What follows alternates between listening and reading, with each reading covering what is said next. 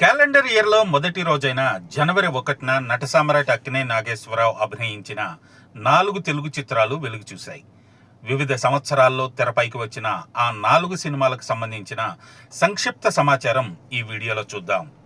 మొదటిసారిగా జనవరి 1న వచ్చిన నటసామ్రాట్ సినిమా పూజా ఫలము.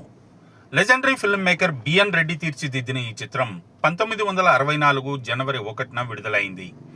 ఇందులో నటసామ్రాట్ ఏఎన్ఆర్, మహానటి సావిత్రి, అలనాటి అందాల నటి జమున ప్రధాన పాత్రలో అలరించారు. సాలూరి రాజేశ్వరరావు సంగీతం ఈ చిత్రానికి ఓ ప్రధాన బలంగా నిలిచింది. జనవరి 1న రిలీజ్ అయిన నటసామ్రాట్ మరో సినిమా సుమంగళి. 1965 జనవరి 1న వెలుగు చూసిన ఈ జనరంజక చిత్రంలో నటసామ్రాట్ ఏఎన్ఆర్, మహానటి సావిత్రి ప్రధాన పాత్రలు పోషించగా ప్రముఖ దర్శకుడు ఆర్దుర్తి సుబ్బారావు తెరకెక్కించారు. స్వరబ్రహ్మ కెవి మహాదేవన్ సంగీతం సుమంగళికి ఓ ఎస్సెట్గా నిలిచింది. ముచ్చటగా మూడోసారి జనవరి 1న అక్కా చెల్లెలు చిత్రంతో పలకరించారు నటసామ్రాట్. 1970 జనవరి 1న జనం ముందుకు వచ్చిన ఈ సినిమాలో నటసామ్రాట్ ఏఎన్ఆర్, నటశేఖర కృష్ణ, షావుకారు జానకి, విజయ నిర్మల ముఖ్య పాత్రలో ఆకట్టుకున్నారు.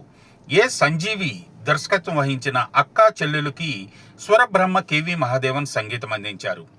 4వసారి జనవరి 1న తెరపైకి వచ్చిన నటసామ్రాట్ సినిమా శ్రీవారి ముచ్చట్లు. 1981 జనవరి 1న రిలీజ్ అయిన ఈ మూవీలో నటసామ్రాట్ ఏఎన్ఆర్, సహజనటి జయసుధ, అందాలతార జయప్రద లీడ్ రోల్స్లో యాక్ట్ చేశారు.